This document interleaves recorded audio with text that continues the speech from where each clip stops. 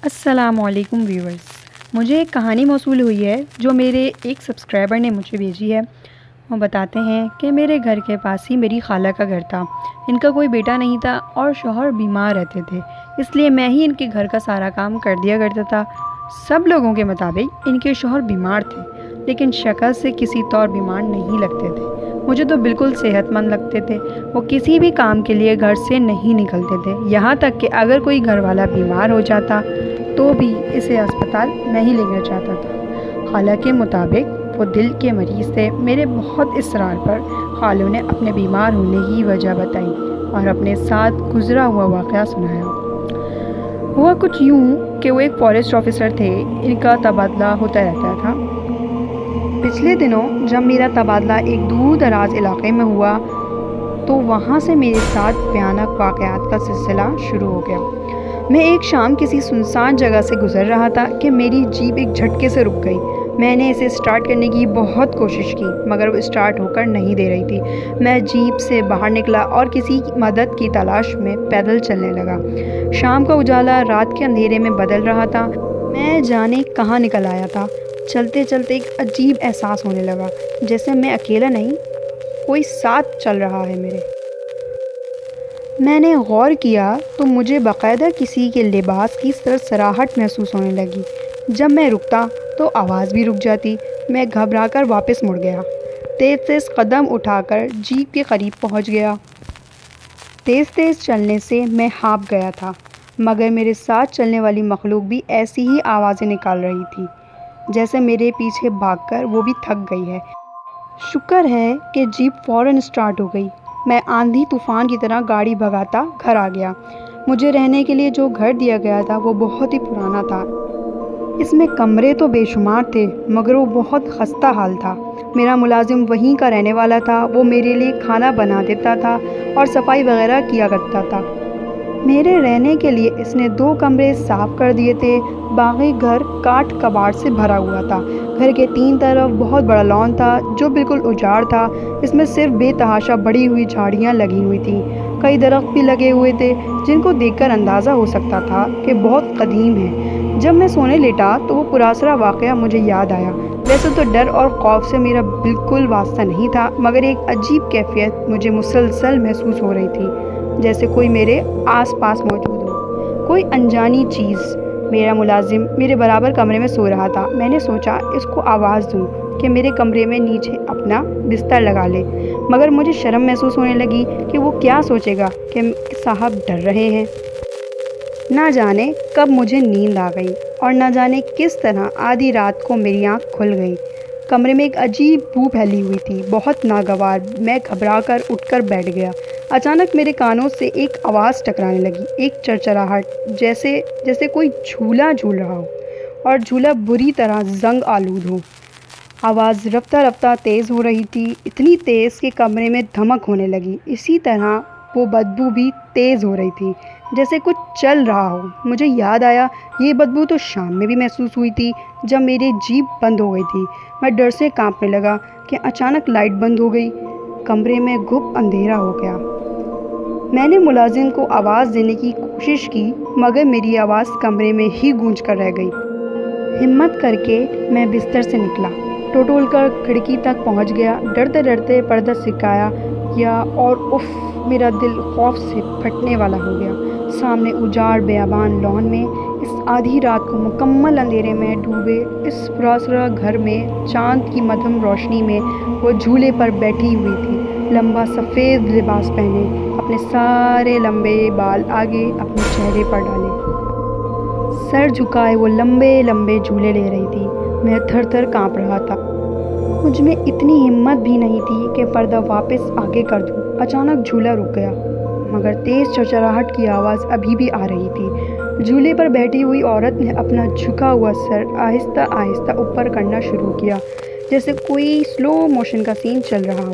پھر اس کے بالوں کی اوٹ میں سے اس کی آنکھیں، سرخ خوفناک آنکھیں، مجھ پر جم گئیں۔ اس کے سیاہ چہرے پر مسکراہٹ نمودار ہو گئی، وارننگ دیتی ہوئی مسکراہٹ، چیلنج دیتی ہوئی مسکراہٹ۔ شاید میں بے ہوش ہو گیا تھا۔ صبح اٹھتے ہی میں نے اپنا سامان الٹا سیدھا پیک کر لیا۔ میرے ملازم میرے اس اچانک فیصلے پر حیران رہ گیا۔ آپ کو ضرور کوئی غلط فہمی ہوئی ہوگی صاحب، ادھر کوئی آصف واسف نہیں ہے، میں نے کبھی ایسی کوئی چیز نہیں دیکھی۔ تو کیا پوری رات چڑیل جھولے جھولتی رہی، تمہیں پتہ نہیں چلا؟ چڑیل جھولا؟ کون سا جھولا صاحب؟ باہر تو کہیں کوئی جھولا نہیں ہے۔ ملازم حیران رہ گیا۔ اچھا کوئی جھولا نہیں ہے تو یہ کیا ہے؟ میں اس کو بازوؤں سے گھسیٹ کر کھڑکی کے پاس لے آیا اور پردہ سرکا دیا، اور مجھ کو اپنی آنکھوں پر یقین نہیں آیا۔ لان دور تک بالکل خالی پڑا تھا، وہاں کوئی جھولا نہیں تھا۔ دیکھا صاحب، ملازم نے فاتحانہ انداز میں کہا، ضرور آپ نے کوئی خواب دیکھا ہوگا، مگر مجھے 100% یقین تھا کہ میرے ساتھ پیش آنے والے واقعات وہم نہیں ہیں۔ میں نے اپنے ملازم کی ایک نہ سنی اور واپسی کے لیے نکل گیا، حالانکہ سورج کی تیز روشنی چاروں طرف پھیل چکی تھی، مگر میرا ڈر دور ہو کر نہیں دے رہا تھا۔ بار بار وہ سفید لباس والی مخلوق اور وہ جھولا آنکھوں کے آگے آ رہا تھا، اور وہ منظر جب وہ عورت آہستہ آہستہ سر اٹھا رہی تھی، اف، اس کا بھیانک چہرہ مجھے یاد آ گیا اور جیب ایک جھٹکے سے رک گئی۔ اوہو، صبح میں جلدی میں ریڈیٹر میں پانی ڈالنا ہی بھول گیا۔ مجھے خیال آیا میں نے تو صبح جلدی کی وجہ سے ایک کپ چائے بھی نہیں پی تھی۔ میں جیپ سے باہر نکل آیا، شاید کوئی مدد مل جائے۔ ارے یہ تو وہی جگہ ہے۔ تھوڑی دور چل کر مجھے یاد آ گیا جہاں میں کل بھٹک گیا تھا۔ مجھے ایک دم ڈر لگنے لگا، جلدی سے بھاگ کر جیپ میں آ کر بیٹھ گیا۔ پھر سے اسے سٹارٹ کرنے کی کوشش کی اور وہ سٹارٹ ہو گئی، مگر اچانک گاڑی میں ایک تیز بو پھیل گئی، کچھ جلنے کی بدبو۔ اس بو کو اب میں پہچاننے لگا تھا۔ میری دل کی دھڑکن بری طرح تیز ہو گئی۔ وہ میرے برابر میں بیٹھی ہوئی تھی، اسی طرح لمبے سفید لبادے میں، بال آگے چہرے پر ڈالے۔ میں زندگی میں پہلی مرتبہ زور سے چیخنے لگا۔ ڈرو نہیں، میں تم کو کچھ نہیں کہوں گی، اس کی منمناتی ہوئی آواز سنائی دی۔ میں تم پر عاشق ہو گئی ہوں جب سے تم کو دیکھا ہے، مگر میں کیسے نہ ڈرتا۔ اس کی آواز بھی اسی کی صورت کی طرح بہت ڈراؤنی تھی۔ دیکھو، تم میرا پیچھا چھوڑ دو، میں تم سے ڈر کر ہی واپس جا رہا ہوں، خدا کے لیے یہاں سے چلی جاؤ۔ میں رونے والا ہو گیا۔ پیچھا تو میں اب کبھی نہیں چھوڑوں گی۔ اس کی خوفناک مسکراہٹ غائب ہو گئی، اس کی آنکھیں غصے سے بھر گئیں۔ میں تم کو چھوڑ کر کبھی نہیں جاؤں گی، کہیں نہیں جاؤں گی۔ نہ جانے کیسے میں نے گھر تک کا سفر طے کیا۔ وہ اسی طرح میرے برابر میں بیٹھی رہی۔ گھر پہنچ کر وہ ایک دم غائب ہو گئی۔ میں نے کچھ سکون محسوس کیا، مگر وہ تو وہیں تھی میرے ساتھ، صرف وہ کسی کو نظر نہیں آ رہی تھی، مگر جیسے ہی میں اکیلا ہوتا وہ آ جاتی، مسکراتے ہوئے، بلا وجہ کہے لگاتے ہوئے۔ وہ ایک پل کو میری جان نہیں چھوڑتی تھی۔ جب میں واش روم جاتا تو باہر دروازے سے لگ کر کھڑی ہوتی۔ وہ میرے سوا کسی کو نہ نظر آتی تھی، نہ ہی اس کی آواز کسی کو سنائی دیتی تھی۔ آرام سے کمرے کے کسی کونے میں موجود اپنے بالوں کی اوٹ سے مجھے دیکھتی رہتی، اور کبھی کبھی تو رات کو میری آنکھیں کھلتی تو چھت سے الٹی لٹکی میرے اوپر جھکی ہوتی۔ اس نے مجھے اتنا خوف زدہ کر دیا کہ ڈر سے میرا دل بے حد کمزور ہو گیا۔ صرف اس وقت وہ چلی جاتی جب میری بیوی میرے ساتھ ہوتی۔ رقابت کی آگ اس چڑیل سے بالکل برداشت نہیں ہوتی تھی۔ خالو نے یہ سارا قصہ تفصیل سے اور ڈر سے کانپتے ہوئے سنا دیا تھا۔ خیر، نہ جانے یہ عجیب پراسرار کھیل کب تک چلتا رہا۔ انکل نے نوکری چھوڑ دی، کہیں آنا جانا بالکل ترک کر دیا، پیلا زرد چہرہ لیے گھر کے کسی کونے میں اکڑو بیٹھے تھر تھر کانپ رہے۔ ڈھیر سارے سال گزرے، بچیاں بڑی ہو گئیں، اور خالو کے اوپر عاشق مخلوق کا عشق لا حاصل بھی آخر مدھم ہو گیا۔ اب وہ ہر وقت ان کے پاس نہیں ہوتی تھی۔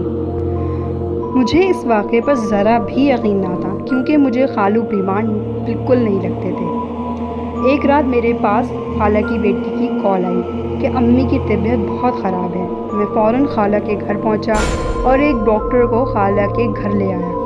خالہ کا صرف بلڈ پریشر ہائی تھا۔ خالہ کو آرام کرنے کا بول کر میں جانے لگا تو خالہ کی بیٹی نے بولا کہ بھائی آج کے لیے یہیں رک جائیں۔ اس کو ڈرتا دیکھ میں ایک رات وہیں رک گیا۔ میرا بستر انکل شہزاد کے کمرے میں لگا دیا گیا تھا۔ میں نے کوفت محسوس تو کی، مگر سارے دن کا تھکا ہوا تھا اور اس وقت رات کے 3 بج رہے تھے۔ میں لیٹتے ہی سو گیا، مگر رات کو اچانک میری آنکھ کھل گئی، جیسے ہوا کا تیز جھونکا میرے چہرے سے ٹکرا گیا ہو۔ ایک عجیب بو محسوس ہو رہی تھی، جیسے کچھ جل رہا ہو۔ پھر ایک آواز کمرے میں گونجنے لگی، چر چر، جیسے کوئی جھولا جھول رہا ہو، زنگ آلود جھولا۔ میں نے اٹھنے کی کوشش کی مگر میرا جسم جیسے پتھر کا بن گیا تھا۔ چولہے کی آواز تیز ہونے لگی۔ میں نے آنکھیں پوری کھول دیں۔ کمرے میں مدھم روشنی پھیلی ہوئی تھی۔ اس ملجئی روشنی میں کوئی اندر داخل ہو گیا۔ سفید لباس میں، بال آگے ڈالے، وہ آہستہ آہستہ خالو کی طرف بڑھ رہی تھی۔ میرا دل خوف سے پھٹنے لگا۔ وہ خالو کے قدموں میں بیٹھ گئی، ان کے پیر سہلانے لگی۔ خالو نیند میں کسمسائے۔ اس نے آہستہ سے اپنے منہ سے بال ہٹائے۔ خالو نے ساری زندگی اس کے بھیانک چہرے کا جو نقشہ کھینچا تھا وہ تو کچھ بھی نہیں تھا، وہ کہیں زیادہ مکروہ تھی۔ اچانک اس کی سرخ آنکھیں مجھ سے ٹکرائیں۔ میں ڈر سے کانپ رہا تھا۔ وہ مسکرانے لگی، پھر مجھ پر نظر جمائے ہوئے اس نے اپنی کالی سیاہ زبان نکالی اور انکل کے قدموں پر رکھ دی۔ یہ خوفناک منظر دیکھتے ہی میں بے ہوش ہو گیا، اور جب میری آنکھ کھلی تو صبح ہو چکی تھی۔ میں خالہ کی طبیعت پوچھ کر فوراً وہاں سے نکل گیا اور اپنے گھر آ گیا، اور پورا دن میں بخار میں تپتا رہا۔ اس واقعے کو میں کبھی نہیں بھلا سکتا۔ اس واقعے کو کافی سال ہو چکے ہیں، اور اب میں خالہ کے گھر بغیر کسی کام کے نہیں جاتا، اور رات کو تو بالکل نہیں رکتا۔ اور ویورز، اگر آپ کو ہماری یہ سٹوری پسند آئی ہو تو ضرور لائک کریں، اور اگر سبسکرائب نہیں کیا ہے تو سبسکرائب کرنا مت بھولیں۔